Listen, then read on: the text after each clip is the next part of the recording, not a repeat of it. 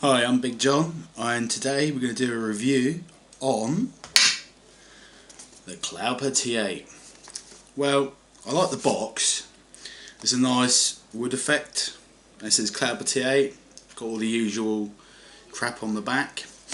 This one has a blue sticker in the corner to indicate this is a Cloupor Blue T8. Right, when we have a look inside. Right, nice bit of padding inside there. You know your box mod is going to stay reasonably safe when coming to you. You have the usual crap, the user's manual. I think they've used disposable paper, which is always good. A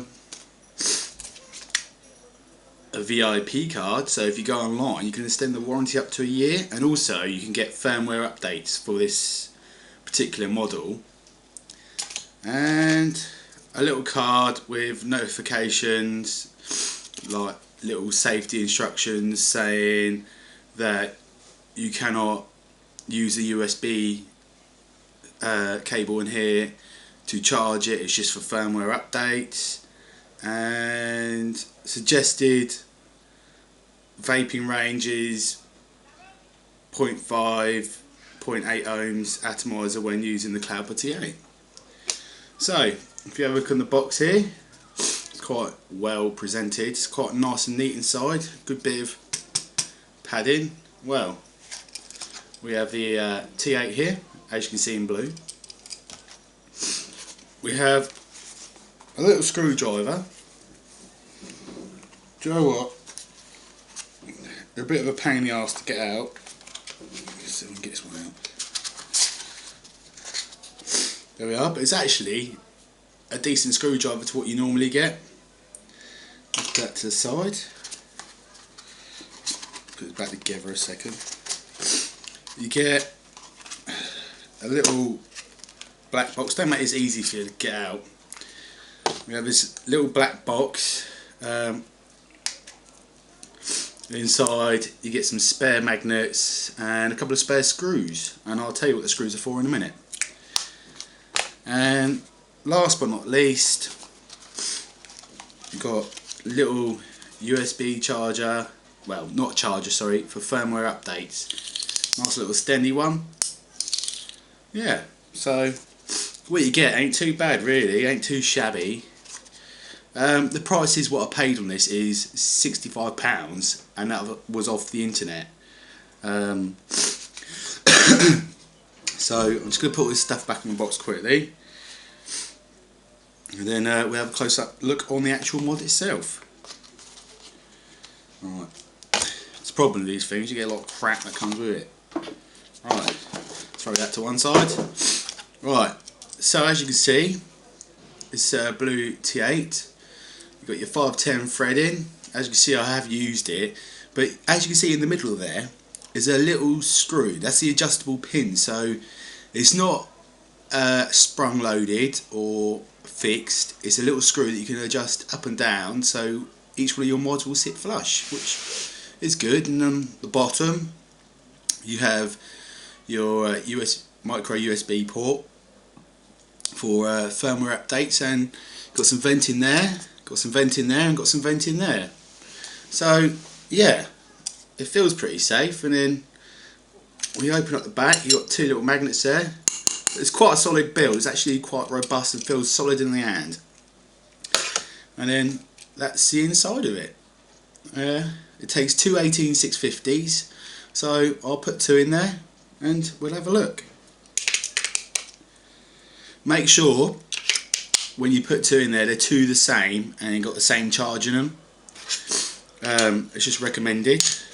And then the back just snaps back on. Well, you push the batteries in properly, it will. There we are. And it's a little bit of rattle, but nothing too bad. And the buttons are a little bit rattly, but doesn't bother me. They're quite, you know, they're nice and clicky buttons. But I like this little feature on the front of the screen. Right, so you go 1, 2, 3, 4, 5, and you get a little matrix come up with the T8 says. Hang on. 1, 2, 3, 4, 5. There we are. Little matrix there. I thought that was a quite cool little feature.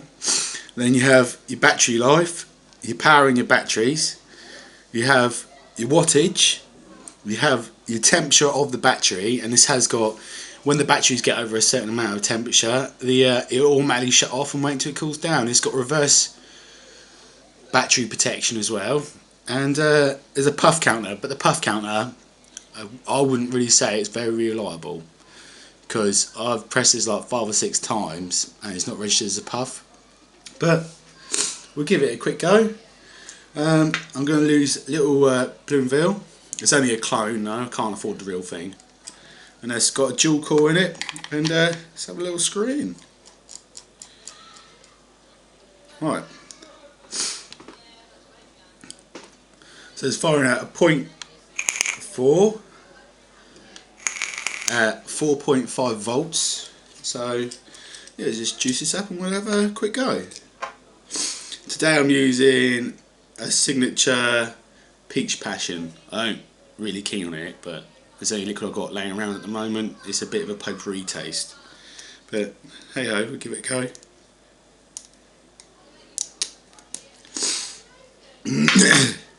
Right, we will try this at 50 watts and see how she goes.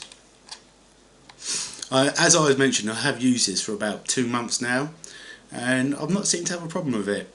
The only annoying thing is obviously having to take the batteries out to charge them, but I can quite understand that. You know, I'd rather do it that way anyway. Right, here, let's have a hit.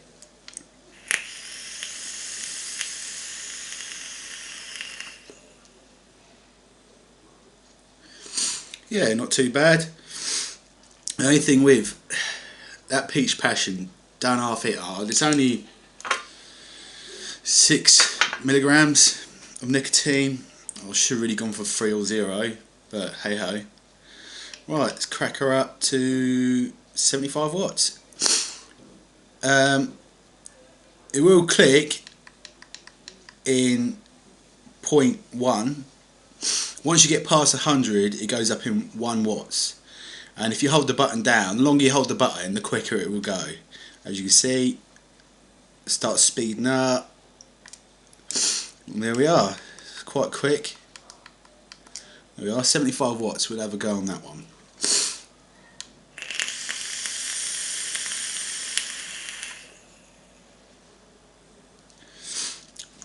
Yep, I think that's about as hard as I'm going to go on that, because it does hit quite hard.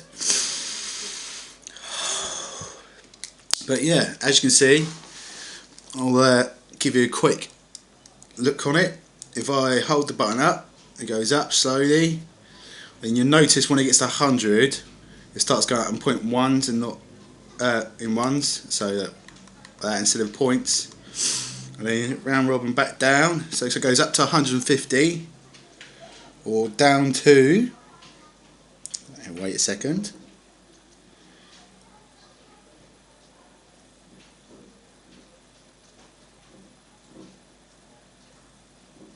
£7.